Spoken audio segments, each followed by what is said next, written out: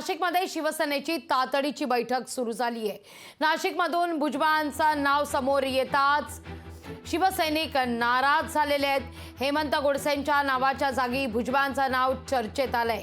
नाशिकची जागा राष्ट्रवादीला देऊ नये अशी मागणी मुख्यमंत्री यांनी शब्द दिलाय, त्यामुळे आपण संयम ठेवू नये असं देखील आता सांगण्यात येत आहे।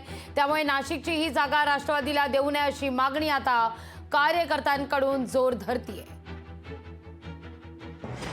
माननीय मुख्यमंत्री आता नागपूरला आहेत। त्यांचं माझं मगाशीच बोलणं पण झालं। ते आता फॉर्म भरून झाल्यानंतर आम्ही पुन्हा त्यांच्याशी बोलणार आहोत।